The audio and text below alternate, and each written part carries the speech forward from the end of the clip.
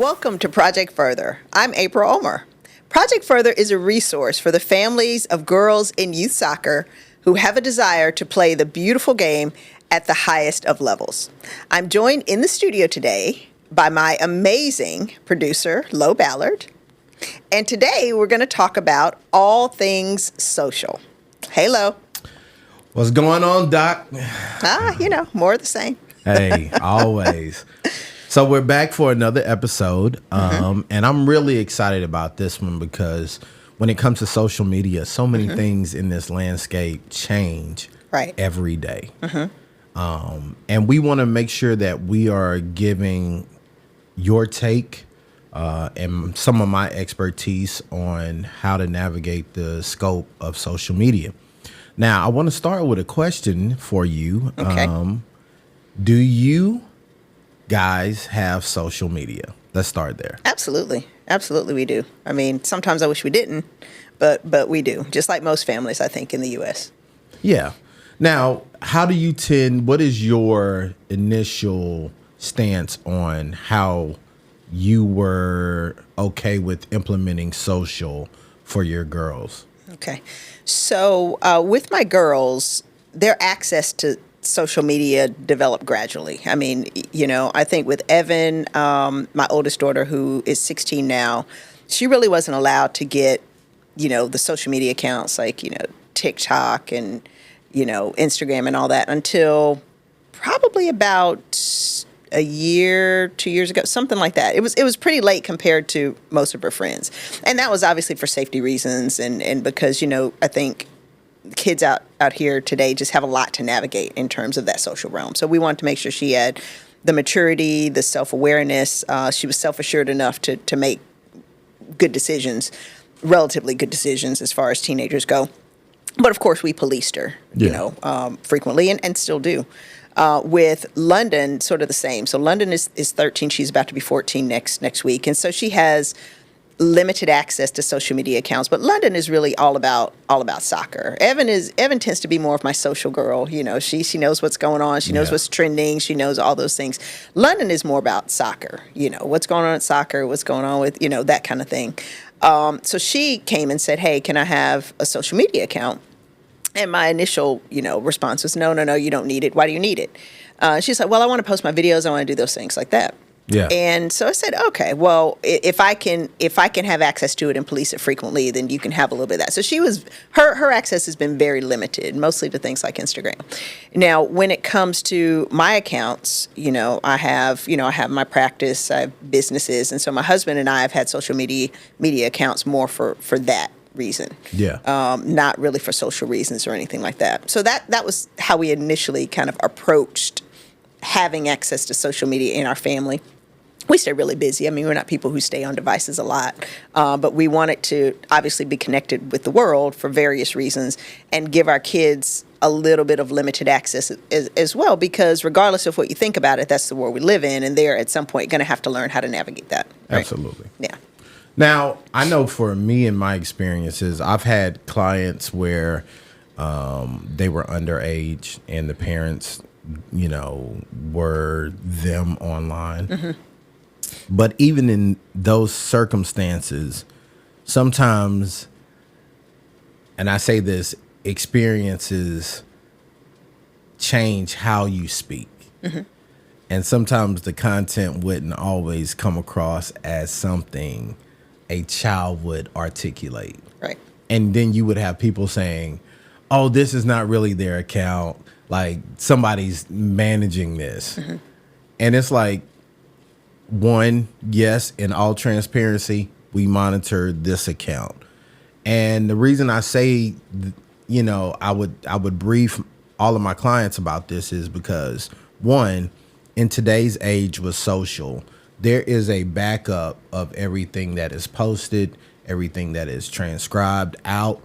Even if you delete it somewhere on somebody's server, there is that information, right? But most importantly, those things come back to bite kids.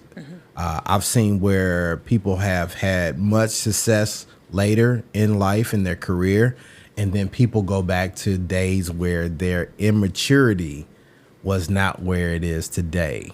And those things that were said, those jokes that you thought were okay and you got away with, end up becoming things that hurt your brand deals or your draft pick. Right. I'll never forget, and there was a situation in the NFL where this kid was a high draft pick, right? And like the week of, like, they were hyping him up, he was doing all the press runs. Well, somebody went and found his old Twitter. And I think he dropped from like a first round pick to like low second or third. Right. Based on no team wanting to have a part of someone who would be a media nightmare. And I love that you guys do a great job of allowing the girls to still have their personality shown, but also keeping boundaries where everything you do, even as a parent, our goal is to protect you when you can't see opportunities that lie ahead. Right. Now, what I'm curious to ask you and to talk to you about is, how do you deal with when the girls may want to post things that you feel are not things we should be sharing? Right. So, with our family, and of course, everybody's approach to parenting, their family dynamics are different. Our family, the way that we approach things with our girls is, it's always been important as parents for us to raise girls who can think and who can ask questions and who can challenge authority, even if it's in a respectful way, and who can have a dialogue with you so they can understand. You know, I grew up in the age where you were seen and not heard. You did what you were told. You didn't ask questions. That's it, right? Girls and kids today are just different. You know, they're more savvy. They're more worldly. They have questions, and you want them to be able to, like I said, stand on their own feet and think through problems and actually have a dialogue. Absolutely. So even though our family is not a democracy, we're very clear about that, if there is something, our girls know the rules, and they also know the consequences. Yeah. And so if there's something that they want to post, they'll say, "Hey, Mom, what do you think about this? Hey, Dad, what do you think about that?" And if I say, "No, you know, I don't think that's a good idea. Here is why." Okay. And then sometimes the conversation goes a little bit like, or like, "I don't think you should do that." Or like, for example, a recent discussion that we had with London, my 13, almost 14-year-old, because she wanted to get TikTok, or one of them. I was like, "No, you don't need to get TikTok, but I want to use the filter, Why don't you trust me?" I'd say, it's not about not trusting you. I know who you are. It's about the world out there. That is what I'm trying to protect you from. Okay. So sometimes you just have to, you know, we've had discussions, and at the end of the day, they know that our final decision is our final decision. You know, we can talk about it, you can protest, but at the end of the day, once we make the final decision, if that's it, then that's it. Yeah. We're done talking about it. We're not going to mope about it. We're not going to continue. We're not going to argue about it. But we will have a dialogue about it, because I want you to understand where I'm coming from. And there have been cases where, you know, I like my kids to make a case. I'm like, okay, well, sell me on it. Make a case. Yeah. You know, give me a presentation. You know, give me a proposal. Let me know why. You know, because sometimes I think as parents we can misinterpret what they're trying to do because we're coloring it based on our experiences. Gotcha. And so if you can come to me and you can say, "This is why I want to do it. This is," I'm like, okay, well, you know what? Okay, well, let's. Okay, I can agree with that. Maybe with these particular restrictions, or you know, so with these boundaries, but okay, we can do it. So there have been instances where they come to me and they say, "Well, this is why I want to post it," and I say no, and then I eventually say, "Okay, yes, but you have to make this tweak," right? Yeah. So I think it's about having a dialogue, and kind of going back to that a little bit, you know, because of course we're talking about social media, especially when it comes to sports, when it comes to girls in soccer. I think that there's definitely a place for it. Mm-hmm. The way that we have used it for our girls, especially for London, because of her aspirations of playing at the highest levels, is she has a parent-managed account. Okay, she chooses and she helps us determine what's going to get posted, and she'll write the captions, and oftentimes she'll pick out the music. But I help to manage her and guide her. That is the deal with that account. Okay, for various reasons. It's because of because we want people to see who she is from a sports standpoint, from a personality standpoint, and that is authentic. But also, as you were saying, you also have to protect your kids from making the mistakes that can come back and haunt them later, that can hurt them now in the short term, but also long term. So we have that professional account for her. And then she also has a little spam account too, where she can be doing anything. She can be playing soccer. She should be playing soccer. She can be petting the dog. She can be, whatever she's doing. Okay. Now, let me ask you this. Put a pin right there. Okay. In that situation, right, are you still monitoring who follows her? Absolutely. And all of that? Okay. Absolutely. Okay. I see what she posts. I mean, we still talk about that. But when we're dealing with her professional account, even though that's her and, she's on that and she's answering coaches and she's doing those things, I help her, like if there's a little bit of editing that needs to be done. Yeah. Or if she's trying to choose music, because I see kids out there who have accounts, whether they're parent managed or not, and they may be showing a video of them playing, but then they have music in the background that has obscene lyrics. Yeah. Right. And so as a person who has been in business, as a person who runs I know the importance of image. I know the importance of portraying who you are in a real way. We don't tolerate obscenity and swearing and stuff in my home. So why would you have music on there, and I think, and not that it's necessarily a judgment call, but I think it's important for people to have a true assessment of who you are online at all times. I remember one time a coach of mine told us, like early on in my journey, where if you don't do it, there's no harm, right? But if you do, there can always be the risk of it damaging you. Right. So regardless of how you adhere, it's the safer play to just not do it. Right. Yeah. But go ahead. Go ahead. And I think it's important when we're talking about whether or not you should allow your child to have a social media account for the purposes of advancing their career in soccer. I think it's important to start with the end, start with the goal. What is the goal of this account? What are we hoping to accomplish by having it? That's where we started, okay? Because, of course, the whole reason behind Project Further and my family deciding to launch it, including my kids. My kids were a big part of that, because they said, Mom, wouldn't it be nice if one day kids didn't have to leave the state to do all this? And I said, it'd be awesome. And so that's kind of what led us to move, to develop it.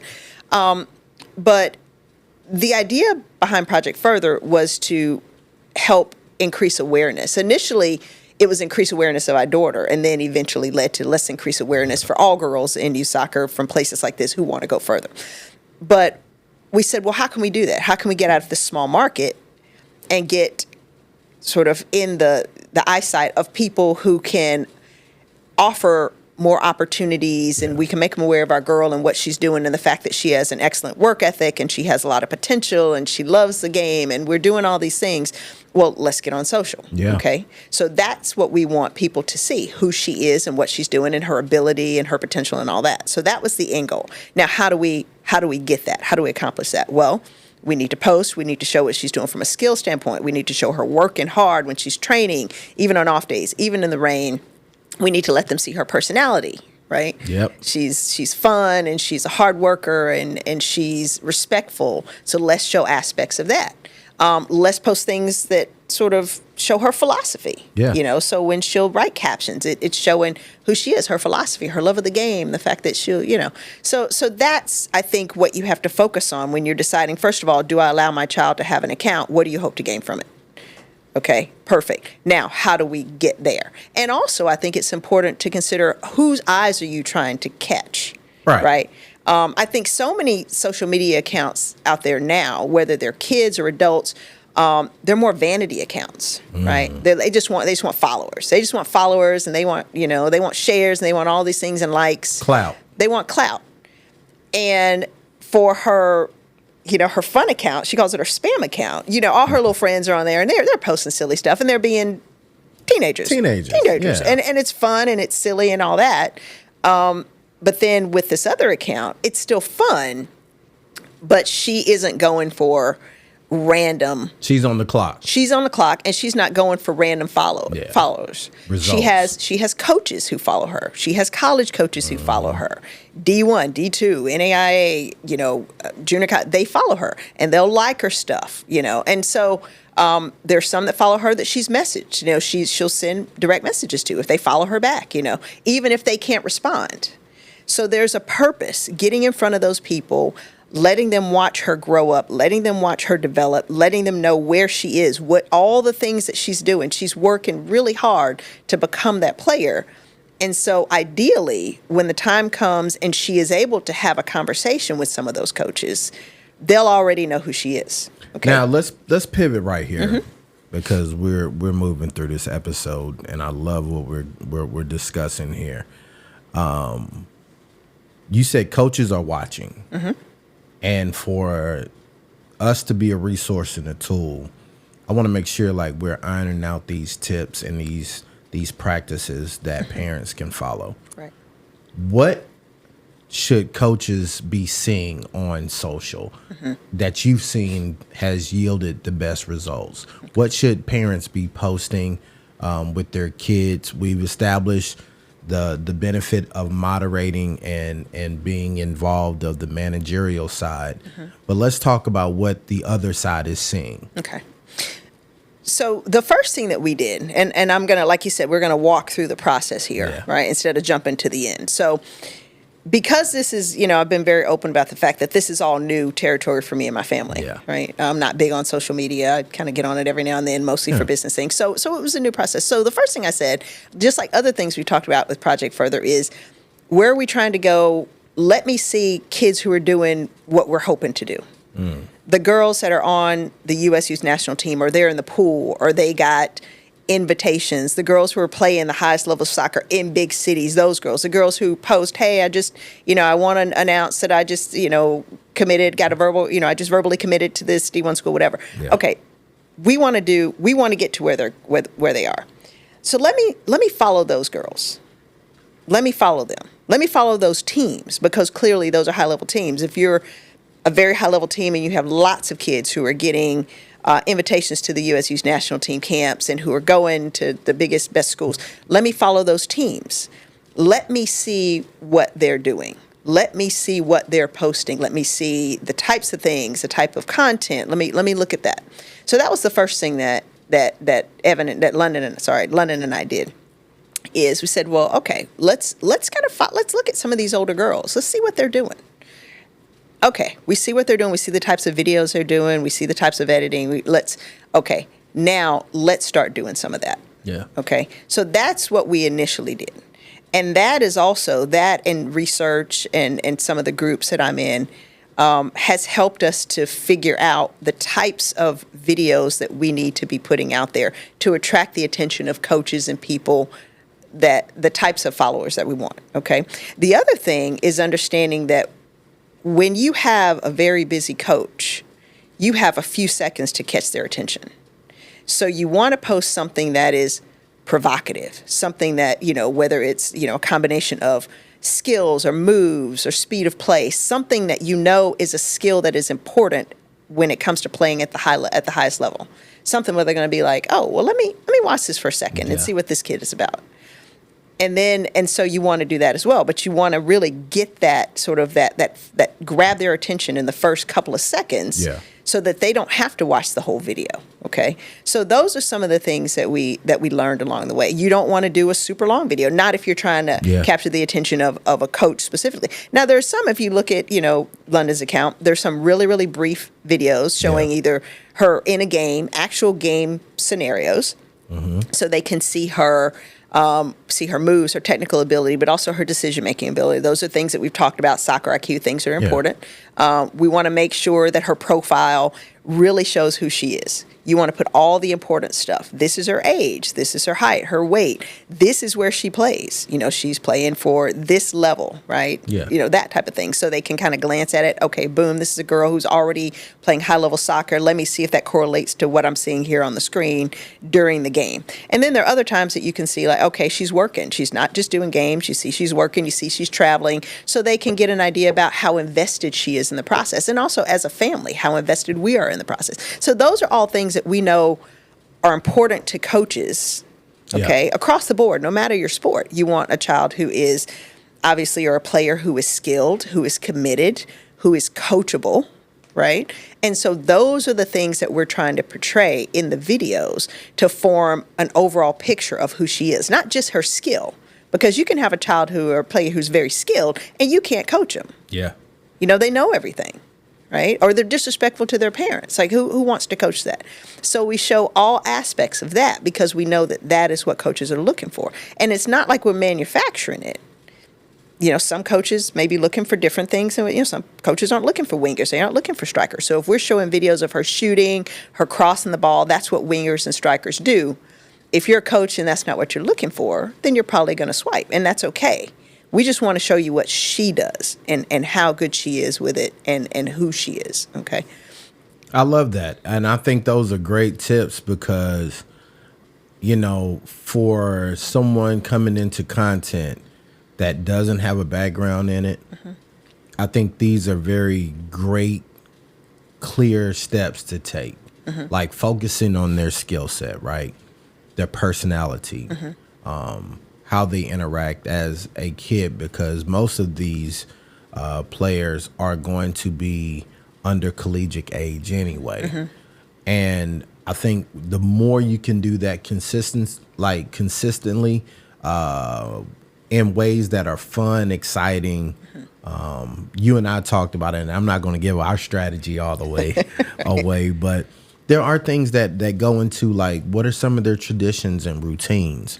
Like, these are things that people like to see, especially as they develop. Right. You know, you shared a clip of London with me, and I thought it was like on fast forward.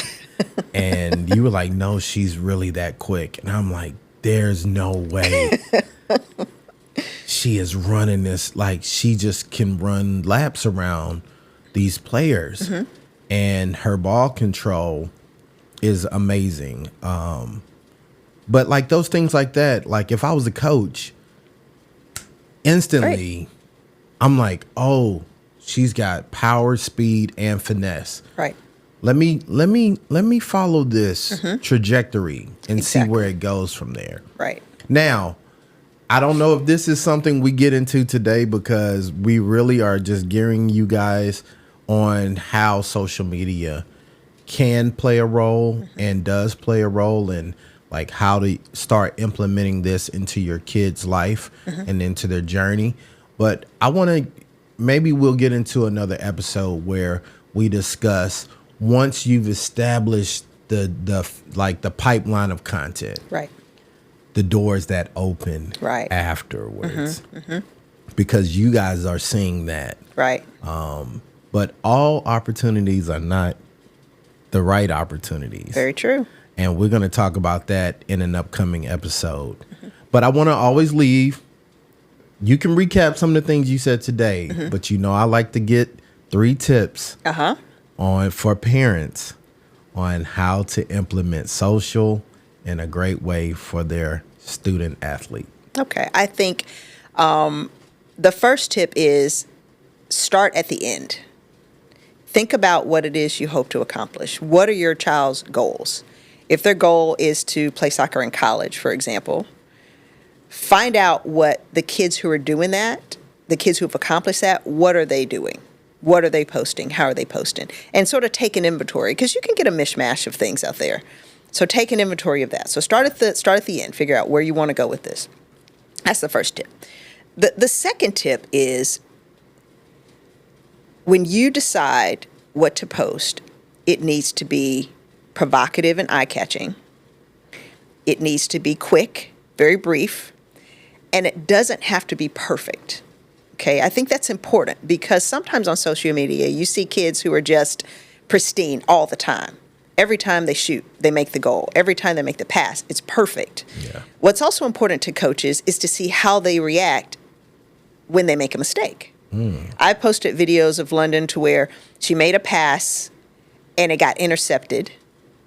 And then what did she do? Did she quit? Did she drop her shoulders? No, she went after it, and she did a slide tackle, and she regained possession. or she Wow. got the ball back from that person, that other player, and so that it could help her team regain possession. So it's important to see that. Okay, you don't want, it doesn't have to be perfect. This isn't a fallacy. This is what I like to call a body of work that you're creating. So that, like you alluded to, when when coaches are watching this timeline, they can see a progression. Like London is 8th grade. Yeah. So the player that she is now, God willing, is not going to be the player she is when she's a senior. Right. Right. So it's important for coaches to see that progression. Coaches can't even talk to her. Well, the high level, D1, D2, they can't even talk to her right now, but they still follow her because they hopefully see that she has something, but also she works hard and she's a great kid and her family's committed. So those things are important, painting an overall picture. So think about the body of work that you hope to create, not just a video here just to say you're posting something. I think that in social media, a lot of the time, that's what, it's like you just want content out there, just content, right? You just want to flood the web with content. Yeah. Quality is more important to me than quantity. The same thing when it comes to followers, okay? Quality instead of quantity.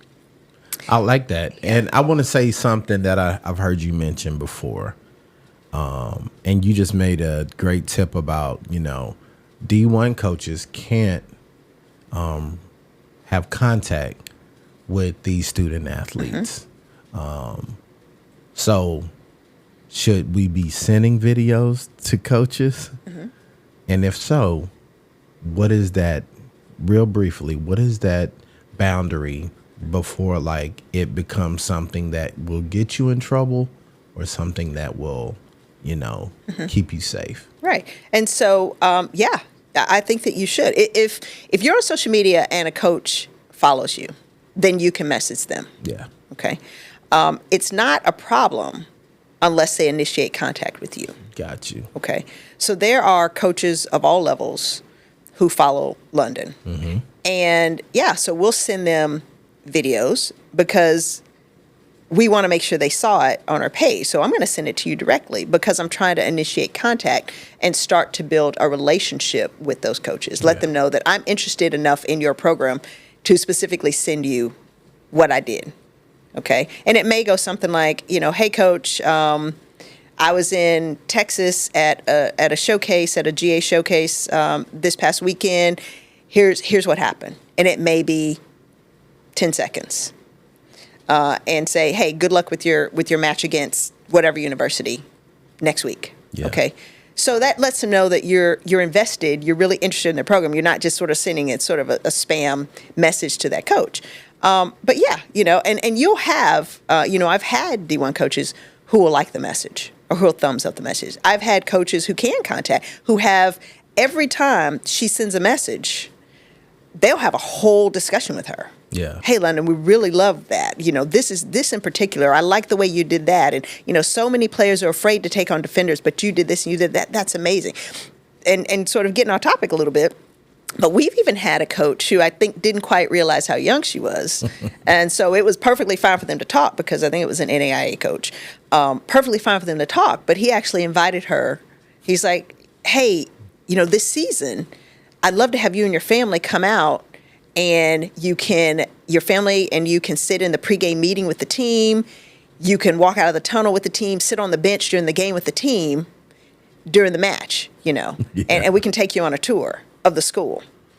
And we're like, that's amazing. And then later on, he's like, oh, I didn't realize you were I didn't realize you were 8th grade, but hey, definitely keep me posted, keep sending me stuff. Yeah. But that's a person who every time London has sent him stuff has come back with good information or good feedback. So I think it's never too early to initiate that contact with coaches. And we'll talk about that. We can talk about that a little bit more in a second too. Yeah, right. We can't give y'all everything. Okay, right. Y'all need to thank me because I just gave y'all a bonus tip. Right, as an aside, right? Yes. And so I still got to come up with my third tip. I think that was it. That was it? Okay, yes, well, that can be it. Yeah. I think, the practicality of that is just really just solid because these are things that are really going to position them into a pathway to success. Right. So, and I also want to make another quick point too, if I can. You got 30 seconds. Okay. monitor the content that is out there, even if you have an older teenager. As a person, as a professional person, you know, not in soccer, but just a professional person, you know, image is everything. Image is everything. And it can be trendy. A song can be trendy. An artist can be trendy, but there's lots of other good music out there. There's nothing that I cringe worse about than when I see a talented player who has music where they're swearing or they're saying things that are inappropriate. It's not necessary. And to me, it is a complete turnoff. But once again, you have to understand what you're hoping to accomplish.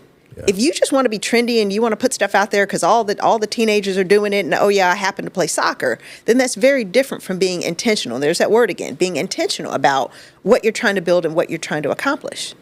If you're trying to create something that no matter what phase of life you can go back to and say, oh, look, you know, and no matter who the person is that you're showing it to, you don't have to worry about being offensive. You don't have to worry about, you know, being, you know, turning somebody off.